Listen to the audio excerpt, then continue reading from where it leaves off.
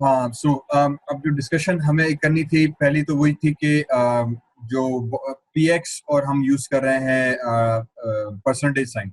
For example यहाँ पे percentage px में यूज की हुई है जो यूनिट है। दिस अगेन मींस के 14 पिक्सेल्स फिक्स्ड हमने कर दिया, it's irrespective of the screen size, whereas here on width for example we have specified as a percentage। इसका मतलब ये होगा कि जो टोटल स्क्रीन की विड्थ है उसका 33%, जो कि बेसिकली हम 1/3 निकालते हैं स्क्रीन का। ठीक है, तो अगर 100 को 3 से डिवाइड करें तो हमें 33.3 मिलता है। तो यहाँ हमने परसेंटेज वाइज दिया हुआ है ताकि आपकी स्क्रीन की साइज आगे पीछे होगी तो परसेंट के हिसाब से खुद ही एडजस्ट होता रहेगा। हाउएवर यहाँ पे वो फिक्स्ड हो जाएगा। ठीक है, I can use pixel here as well. If I use PX here तो उसका मतलब वो फिक्स्ड हो जाएगी कि 33.3 पिक्सल की ही विड्थ रखो। ठीक है, तो sometimes we need to use pixels depending on what we are doing। sometimes हमें परसेंटेज के हिसाब से यूज करना पड़ता है। यूजुअली कॉलम्स की विड्थ, पेज की विड्थ या जो आपके कंटेंट एरिया की विड्थ है उनको हम पिक्सल परसेंटेज में सेट करते हैं ताकि स्क्रीन के साइज के हिसाब से एडजस्ट होते रहें। जो मेन्यू लिंक्स हैं, मेन्यू आइकॉन्स हैं या कुछ दूसरे ऐसा फॉर एग्जांपल इमेज वगैरह आ गई, उनको हम पिक्सल्स में सेट करते हैं। एक और क्वेश्चन था होम वाला, तो होम के अंदर I think if I have started the browser तो ये बात थी एक्टिव लिंक की। Okay, if I go into its CSS as well, I think मैंने सीएसएस भी इसी के अंदर दी हुई है। हाँ सॉरी, सीएसएस भी इसी के अंदर दी हुई है। तो यहाँ पे हमने जो लिंक्स बनाए थे ये वाला ना, तो यहाँ पे ये लिंक आ गया। अब इधर मैंने होम को बेसिकली क्लास एक्टिव दी हुई है, जिससे पहले मैंने बात की कि आपको थोड़ा स्पेसिफाई करना पड़ेगा। इस वक्त क्योंकि मैंने जो ट्यूटोरियल बनाया था उसके अंदर भी हमने जस्ट एक लिंक को एक्टिव किया था, होम को। ठीक, बाकी किसी क्लास के अंदर जो है वो एक्टिव नहीं है, तो इसीलिए when we access that website, for example मैं दूसरे पेज के अंदर जाऊंगा, आई थिंक मैंने इसको लिंक सही नहीं किया। न्यूज मैंने एक पेज कॉपी तो किया था, अच्छा news.html हो गया। Let me refresh this and ठीक, तो ये अब news.html वेब पेज हमारे पास ओपन हो गया, बट इसके अंदर न्यूज के ऊपर एक्टिव लिंक नहीं आ रहा, अभी भी HTML के ऊपर लिंक एक्टिव आ रहा है। वजह उसकी ये कि if I go back into the code, तो न्यूज वाले पेज के अंदर मैंने अभी भी क्लास एक्टिव जो है वो होम को दी हुई। सो इन दैट वे बेसिकली ये चीज एक्टिव है। So what I need to do is I need to open the news page. मैं इसको अगर ओपन कर दूं और खुल जाए सिम ठीक, thank you. If I go into जहां मैंने सेव किया था, आई थिंक ये था वेबसाइट्स, CSS, यस ठीक, ये न्यूज पेज मैंने अभी क्रिएट किया, तो वो एज इट इज उसी पेज को कॉपी करके हमने फिलहाल रीनेम कर दिया। ठीक, इसके अंदर अगर हम जाएं तो सीधे title of web page can come here, I can write news page ताकि मुझे जरा आइडेंटिफाई हो जाए। उसके बाद ये हमारे पास आ गया न्यूज वाला पेज। ठीक है, ये हमारे पास मेन पेज था। दोनों के अंदर बिकॉज मैंने कॉपी पेस्ट किया तो इसके अंदर भी वही चीज हो रही है कि क्लास एक्टिव जो है, जिसकी वजह से होम लिंक के ऊपर हमारे पास ये ग्रीन बार नजर आ रहा है, वो अभी भी होम के अंदर सेट है। What I will do is I will control x from here और मैं कंट्रोल वी कर दूंगा न्यूज के ऊपर, इसको सेव करा दिया। ना if I go back here तो नाउ यू विल सी कि न्यूज हमारे पास एक्टिव हो जाएगा। अब अगर मैं होम के अंदर जा रहा हूँ, आई थिंक ये लिंक काम सही नहीं कर रहा, so let me come back here, hashtag home home home, okay. इस पेज का नाम सही से दे देते हैं, बिकॉज ये टेम्पररी पेजेस बनाए हुए थे तो उसको हमने लिंक सही नहीं किया। H reference, let me give this control S, और न्यूज के अंदर भी जाके हैशटैग इसको भी नेम सही कर लेते हैं। ठीक है, .html कंट्रोल एस, और भाईजान तुम्हें भी .html। ठीक, so make sure your link names are correct. जो मैंने ट्यूटोरियल्स बनाए थे उसमें ऑब्वियसली हमने टेम्पररी हैशटैग और सिंपल नेम्स रखे हुए थे। So now if I go back into my code, hopefully if my home page is active, जो top nav responsive HTML है मेरा home page वो active आया। If I go into news page, तो ये news page आ गया। Now see कि news page हमारे पास active हो गया। But ये active करने के लिए दो चीजें हमने करनी पड़ी। एक तो ये make sure कि हमारा link जो URL addresses हैं सब सही हो। दूसरा, क्लास एक्टिव, जिस पेज को आपने एक्टिव करना है उसके लिंक की क्लास के अंदर देना है। तमाम के अंदर ये चीज नहीं आएगी। इस वक्त अगर मैं सबके अंदर कॉपी कर दूं तो सब मुझे डार्क ग्रीन कलर के नजर आएंगे, सब एक्टिव हो जाएंगे। ओके, तो मैंने सिर्फ जो फर्स्ट पेज था उसमें होम को अंदर क्लास एक्टिव दिया। जो न्यूज पेज आया उसमें मैंने न्यूज वाले लिंक के ऊपर मैंने क्लास एक्टिव कर दी। इस वजह से ये न्यूज वाला लिंक क्लास आ गया।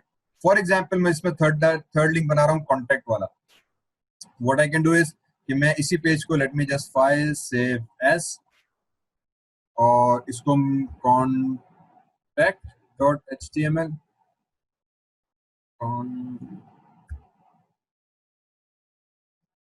ठीक है. और इसका भी आई थिंक हम जो नाम था वो न्यूज की जगह पे कॉन्टैक्ट पेज कर लेते हैं.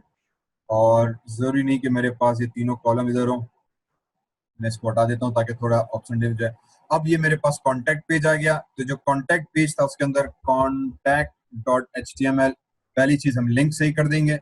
और आई थिंक हम न्यूज पेज को वापस में ओपन कर देता हूँ ताकि मैं वेबसाइट पूरी दिखा सकूँ. तो न्यूज पेज आ गया. इस न्यूज पेज के अंदर भी जाके अगेन ये भी एक दो क्वेश्चन मुझे दूसरी क्लास में भी पूछे थे कि सर लिंक्स काम नहीं कर रहे. मेक श्योर अब फॉर एग्जांपल इस पर्टिकुलर वेबसाइट में एक टॉप नेफ का ये पेज है, दूसरा कॉन्टैक्ट का है, तीसरा न्यूज का है. हर पेज के अंदर जाके you have to make sure कि आप जो है वो लिंक्स सही से हम दें. सॉरी news.html आई थिंक ये सही था. और कॉन्टैक्ट के अंदर जाके contact.html हम लिंक से इस होम पेज ये आ गया. ठीक. फिर हम कॉन्टैक्ट के अंदर चले गए. यहाँ पे भी न्यूज के अंदर जाके मैं न्यूज पेज दे दूंगा news.html. कॉन्टैक्ट के अंदर कॉन्टैक्ट दे दिया और होम के अंदर हमने होम दे दिया. और टॉप नेव जो मेरा मेन पेज था उसके अंदर भी चले गए. तो लिंक्स को मैंने करेक्ट कर दिया कि सी कॉन्टैक्ट अभी भी हैशटैग कॉन्टैक्ट है. What I will do is I will just name it again as contact.html. Okay. Now what happened और व्हाट शुड हैपन कि व्हेन आई कम हियर मेरा होम पेज है तो होम, न्यूज में जाऊं तो मैं न्यूज वाले पेज में आ गया, मैं कॉन्टैक्ट में जाऊं तो कॉन्टैक्ट वाले पेज में आ जाऊंगा. हाउएवर जब कॉन्टैक्ट पेज पे आया तो अभी भी ये एक्टिव शो नहीं कर रहा. तो एक्टिव का बेसिकली मींस ये कि व्हेन आई क्लिक हियर तो this should be active because we are saving each page separately. अब मैं वापस कोड में आया, I go back into my contact page and ये जो क्लास एक्टिव थी इस लिंक्स के अंदर से इसको कंट्रोल एक्स न्यूज में से डिलीट किया अगर और यहाँ पे आके कॉन्टैक्ट में पेस्ट कर दिया. सो नाउ कॉन्टैक्ट के ऊपर क्लास एक्टिव आ गई. Control S. If I go back तो कॉन्टैक्ट के ऊपर हमारे पास एक्टिव क्लास. आई गो बैक इनटू होम तो होम ग्रीन हो गया, न्यूज ग्रीन हो गया, अब कॉन्टैक्ट ग्रीन हो गया. ठीक है. तो कॉन्टैक्ट का बेसिक स्ट्रक्चर हमारे पास कुछ इस तरह से काम करता है. यू नीड टू इंश्योर कि you specify that active class with everything. Active class में हमने क्या किया है कि हमने सिंपली एक सीएसएस बनाई है. Where is that CSS? A link active, this one. ठीक. यूएल टॉप नेविगेशन बिकॉज मैंने जो सेटअप इसमें बनाया है कि हमारे पास अनऑर्डर्ड लिस्ट बनाई है, उसको क्लास दिया टॉप नेविगेशन. उस अनऑर्डर्ड लिस्ट के अंदर लिस्ट आइटम रखा है, उस लिस्ट के अंदर एंकर रखा है. ठीक. एक तरीका ये भी है करने का. मैंने दूसरे ट्यूटोरियल्स के अंदर डायरेक्ट एंकर टैग के थ्रू भी हमने मेन्यू बनाए हुए हैं. ठीक है. तो depends up to you how you want to do it. Sometimes unordered list से ये होता है कि सब लिस्ट और सब मेन्यूज बनाना आसान हो जाता है. बहरहाल तो यहाँ पे मैंने वो बताया कि यार यूएल के अंदर जाओ, टॉप नेव के अंदर, वहां पे लिस्ट आइटम होगा. सर आपको नहीं आ रही. अंदर हमारे पास ए एक्टिव करके एक टैग होगा. ओके. लिस्ट आइटम के अंदर सर आपकी वॉइस नहीं आ रही. बेटा मेरी वॉइस आ रही होगी. अब आपके पास शायद प्रॉब्लम हो रहा होगा. यहाँ से वॉइस जा रही है. आई होप बाकी सबको भी आ रही होगी. ठीक. कहीं सबके पास आवाज आ रही है बेटा? ये सर आ रही है. वापस यहाँ पे. यहाँ पे हमने सिंपली क्या किया कि उसको एक्टिव कर दिया. ओके. ए डॉट एक्टिव, ए डॉट बेसिकली उसकी एक प्रॉपर्टी. वॉइस नहीं आ रही सर. बेटा आपके पास प्रॉब्लम होगा कहीं.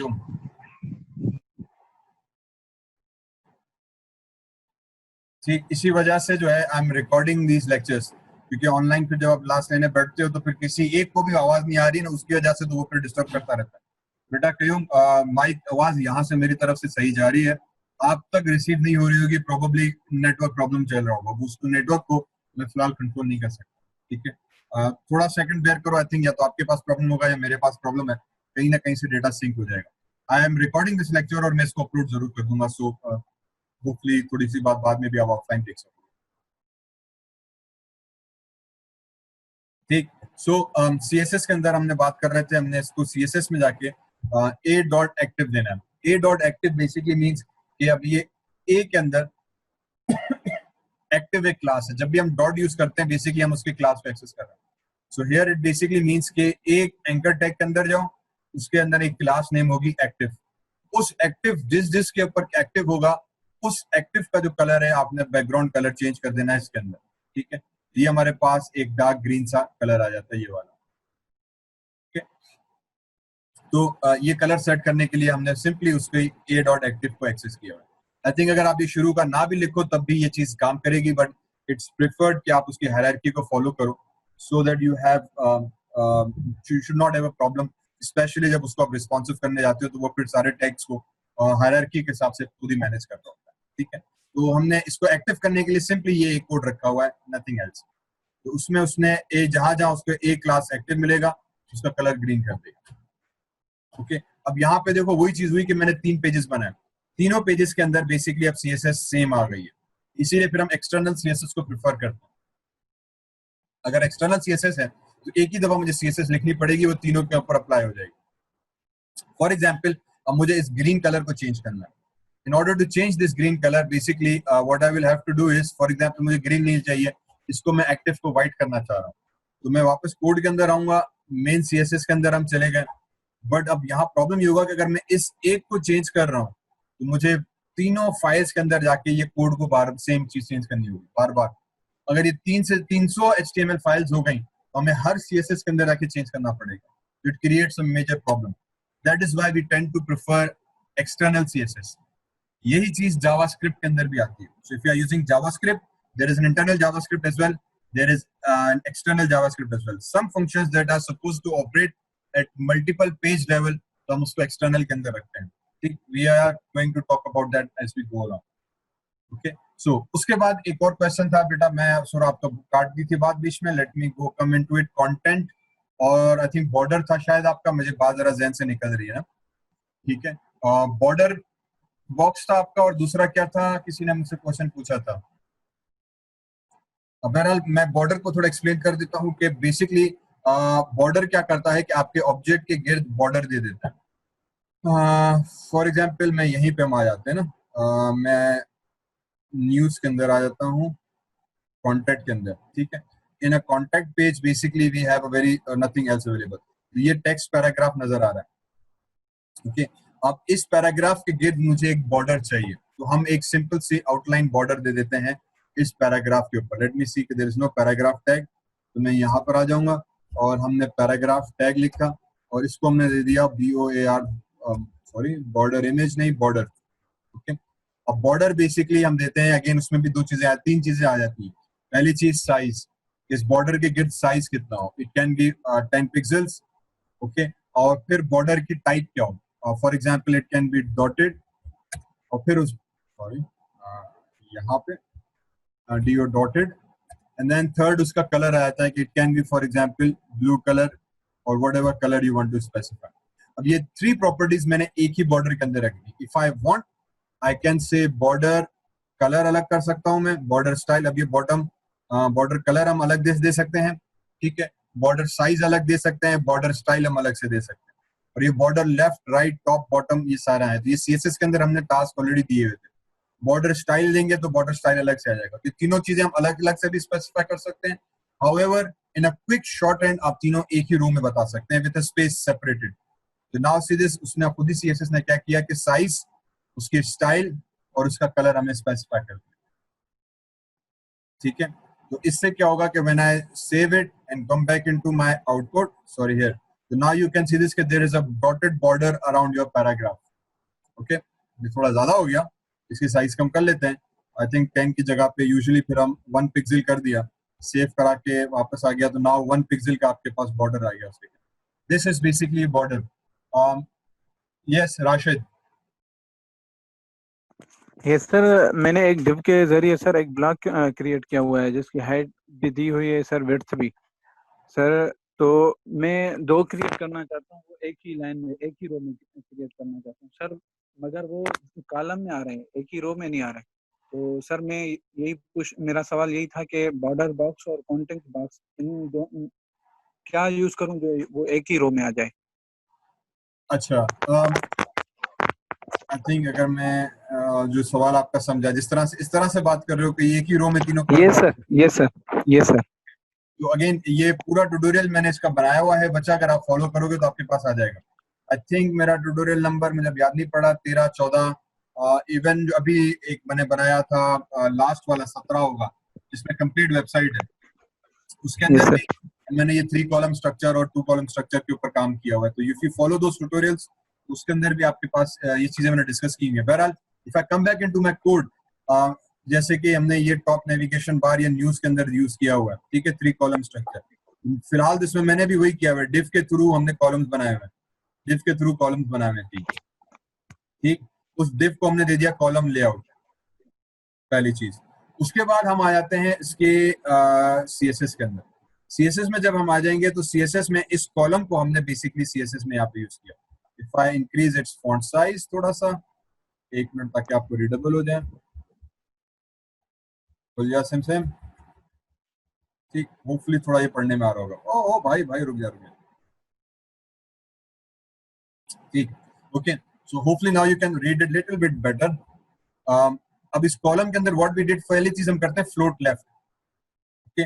और फ्लोट लेफ्ट का बेसिकली मतलब है कि it starts from the left, लेकिन that floating point also identifies कि आपके ऑब्जेक्ट्स अब लेफ्ट से शुरू होकर एक सीक्वेंस रो फॉर्म में जाएंगे। अगर आप फ्लोट लेफ्ट नहीं करोगे ना, तो वहीं पे एक्चुअल प्रॉब्लम आना शुरू हो जाता है। फॉर एग्जाम्पल इसको जो है मैं राइट कर देता हूँ, या फ्लोटिंग वैल्यू हटा देते हैं पहली चीज, ठीक, कंट्रोल एक्स सेव करा दिया। तो ये फ्लोट जो है वो हमने कॉलम में भी दिया हुआ है। And if I come down here, you would note कि जो मैंने इसका स्ट्रक्चर हमने बनाया था, वो उस पेरेंट डिव के अंदर भी हमने फ्लोट दिया हुआ था। ठीक, तो ये एक डिव आया, ये दूसरा डिव आया, ये तीसरा डिव आया, और इन तीनों को जो पेरेंट डिव है वो हमारे पास ये वाला पेरेंट डिव आ गया, ये कंटेंट आ गया। नहीं, सॉरी, इधर गया भाई,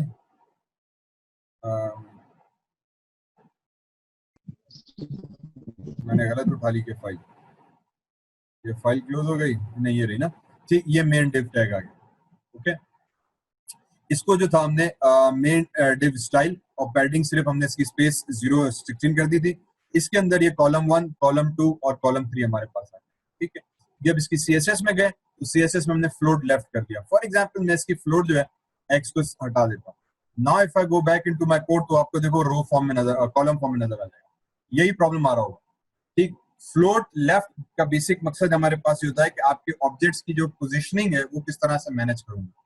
जब आप लेफ्ट करोगे तो वो लेफ्ट से रो की सूरत में लेकर आ जाएगा। अगर no float has been specified, तो वो एक एवरी फ्लोट बाय डिफॉल्ट जो उसकी पोजीशनिंग है वो बाय डिफॉल्ट हम कहते हैं is like a block. Block का मतलब ये होगा कि वो हर चीज जो है वो एक दूसरे के बाद आएगी। तो पहली एक चीज, उसके बाद दूसरी चीज, उसके बाद तीसरी चीज। लेकिन अगर हम उसके रो की फॉर्म में सब कंपोनेंट लाना चाह रहे हैं, तो उसकी फिर मुझे फ्लोटिंग वैल्यू, पोजीशनिंग को फ्लोट लेफ्ट करना पड़ेगा। उससे ये होगा कि अब वो लेफ्ट साइड से स्टार्ट हो जाएगा। सिंपल सी एक चीज, nothing else. Now it basically means कि position each component on left of each other. Each component is being positioned और floated and in a row form, left से एक दूसरे के ऊपर आ रहा है। यही चीज अगर आप राइट कर दोगे, कंट्रोल एस, तो बेसिकली अब वो राइट से स्टार्ट होकर हमारे पास आएगा। कॉलम 1 इधर आ गया, कॉलम 2 इधर आया, कॉलम 3 इधर आ गया, तो सीक्वेंस हमारे पास रिवर्स हो गई। इसी तरह से अगर आप लेफ्ट करोगे तो लेफ्ट आ जाएगा। यही चीज हमने मेन्यूज के साथ भी की हुई है। ये फ्लोट बेसिकली हर चीज के लिए हम तकरीबन हर चीज का इस्तेमाल जरूर करते हैं।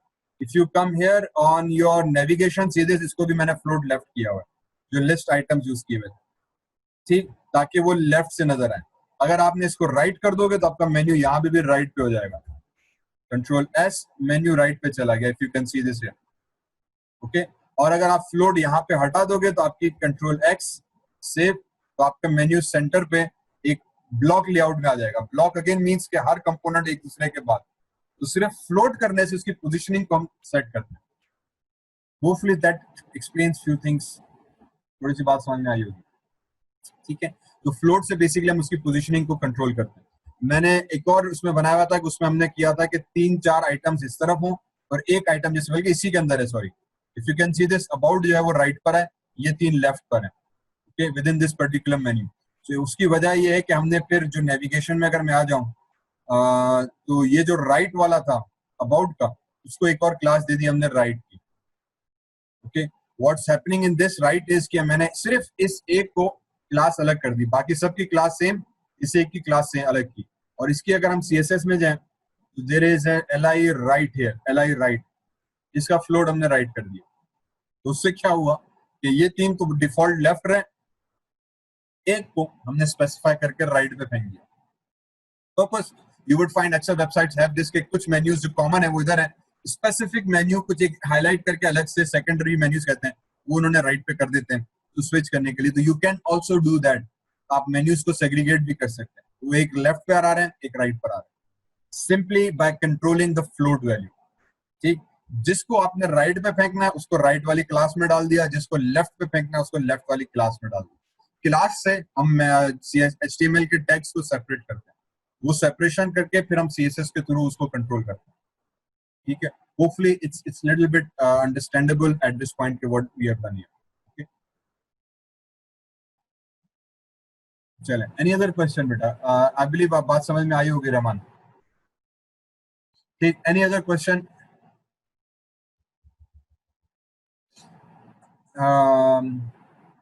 यस बेटा। सर रिस्पॉन्सिव वेबसाइट से का है उनजो मकसद इहो आहे त असां पेज खे अगर मिनिमाइज कंदासीं त उहा पेज जे हिसाब सां हलंदी। रिस्पॉन्सिव जो मकसद इहो आहे त सर जेका परसेंटेज आहे तव्हां ॿुधायो पिक्सल ऐं परसेंटेज में डिफरेंस, त सर असां सिर्फ़ परसेंटेज हणी करे ई उनखे रिस्पॉन्सिव करे सघूं था। ऐं तव्हां हिकिड़ो वेबसाइट में ॿुधायो हो मीडिया वारो, मीडिया मैक्सिमम कुझु ॿुधायो हो, त सर पोइ असां उहो यूज़ छो पिया करियूं जेकॾहिं असां परसेंटेज सां उनखे करे सघूं था? बेसिकली बेटा रिस्पॉन्सिव का जो एक वर्ड टर्म स्पेसिफाई होता है वो स्पेसिफिकली यूज होता है from laptop screen, desktop screen to mobile screen. Responsive website का मतलब ये है कि आपकी वेबसाइट मोबाइल के स्पेसिफिकली कंटेंट को रीऑर्डर करे, रीऑर्गेनाइज करे।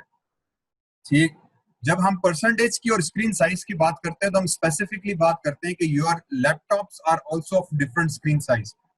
मेरे पास 15 इंच का लैपटॉप है, मेरे पास अगर डेस्कटॉप है ऑफिस में तो वो 21 इंच का मॉनिटर है, हो सकता है किसी के पास 17 इंच का लैपटॉप हो। इसी तरह से कोई आईपैड पे यूज कर रहा है तो स्क्रीन साइज डिफरेंट है। 12 इंच का स्क्रीन साइज के भी लैपटॉप्स अवेलेबल है। पीएम वाले आए थे, आई थिंक वो 10 या 11 इंच के लैपटॉप स्क्रीन थे, ओके, जो प्राइम मिनिस्टर के छोटे आए थे। तो there are different screen size for even laptop as well. तो percentage basically allows us to maintain that screen size with respect to screen, not specifically with respect to device. जब हम लफ्ज actually responsive use करते हैं उसका basic मकसद कि आपका वेबसाइट डेस्कटॉप बेस्ड हो, और वो डेस्कटॉप की साइज कोई भी हो सकती है, डेस्कटॉप बेस्ड हो या mobile screen based. For example अगर ये मैंने यहाँ पे आके जो यूज किया है हमने media tag, this basically means कि माय जो वेबसाइट है it would now respond based on mobile screen, from a standard desktop screen to a mobile screen.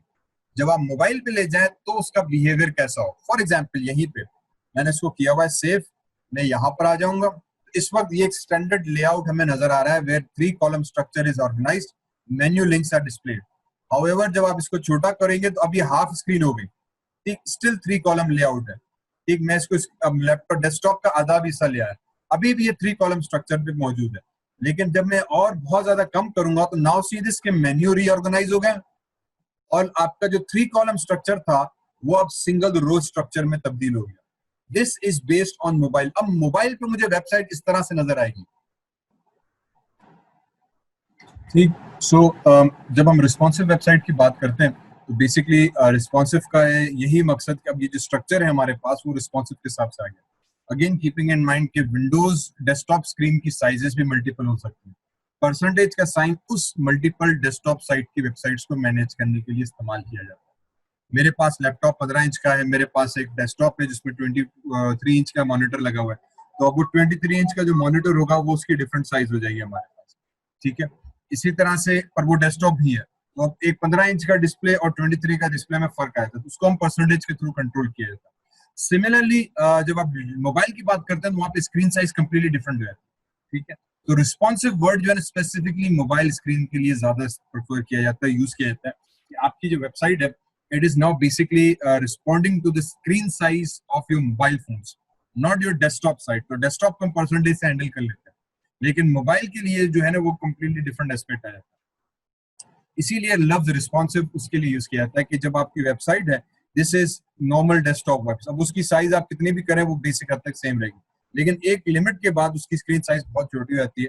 तो जब मोबाइल पे आ जाए तो उसका बिहेवियर कैसे चेंज हो, उसके लिए हम ये मीडिया टैग इस्तेमाल करते हैं। दिस बेसिकली मीन दैट हमारे पास जो है ना, हमारे जो स्ट्रक्चर होगा वो इस मीडिया के हिसाब से डिफाइन किया जाता है कि now basically my media is changing from a desktop to mobile, I am changing my media, okay, based on the screen size.